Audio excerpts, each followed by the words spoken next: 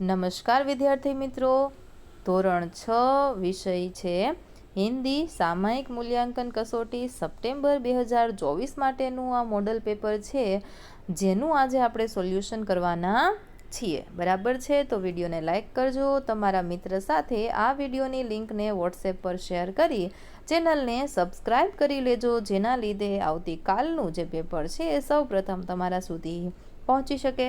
જોઈએ આપણે परिच्छेद को पढ़कर प्रश्नों के उत्तर लिखिए. तो આપણે પહેલા પેરેગ્રાફને વાંચવાનો છે, ત્યાર પછી એની નીચે આપેલા સવાલના જવાબ લખવાના છે. તો ચાલો જોઈએ. પહેલું, માનવ इतिहास का आरंभ कब से माना जाता है. बराबर, तो આપણે જવાબમાં લખીશું કે अक्षरों की खोज के साथ एक नए युग की शुरुआत हुई. बराबर છે.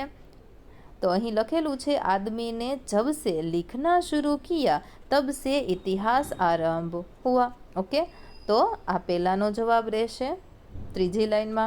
બીજું, परिच्छेद पढ़कर असभ्य शब्द का विलोम शब्द ढूंढिए. બરાબર છે, તો એનો વિરુદ્ધાર્થી શબ્દ આપણે શોધવાનો છે. તો असभ्य નો વિલોમ શબ્દ થશે सभ्य. ત્યાર પછી आरंभ होना मुहावरे का अर्थ लिखिए. शुरू होना. चौथું છે, मनुष्य अपने विचारों को किस प्रकार रखने लगा. तो આપણે આમાં જવાબની અંદર લખી શકીએ, आदमी अपने विचारों और हिसाब किताब को लिखकर लगने लगा. પાંચમું, परिच्छेद को उचित शीर्षक दीजिए. तो આપણે દઈ શકીએ માનવ इतिहास. ओके, ચાલો આગળ વધીએ. प्रश्न नंबर 2, नीचे दिए गए चित्र का वर्णन करते हुए 8 से 10 वाक्य लिखिए. यह चित्र एक गांव का है. चित्र में આપણે બીજું વાક્ય બનાવી શકીએ, गांव के सारे लोग अपना अपना काम कर रहे हैं. चित्र में कई सारी गायें, स्त्रियां, बच्चे और पुरुष हैं. 2 स्त्रियां पानी भरकर जा रही है. घड़े में पानी भरकर जा रही है. एक स्त्री ने अपने बच्चे को गोद में उठाए रखा है. एक मुर्गी और एक कुत्ता भी हमें चित्र में दिखाई दे रहा है. एक स्त्री और एक पुरुष अपनी खाट है उसे बना रहे हैं. આવી રીતે આપણે વાક્ય લખી શકીએ. ત્યાર પછી પ્રશ્ન નંબર 3, सूचना अनुसार उत्तर लिखिए.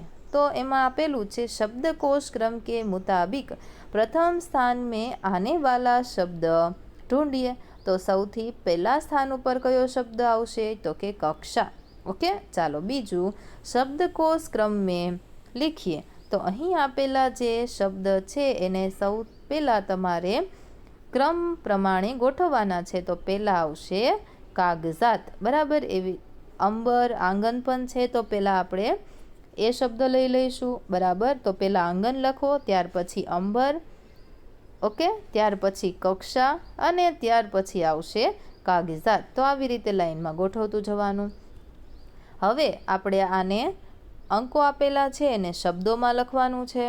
ઓકે, અહીં જે શબ્દ આપેલા છે એને આપણે વાક્યમાં ફેરવવાના રહેશે. તો સોલ્યુશન કરવાની ખૂબ મજા આવી ગઈ ને.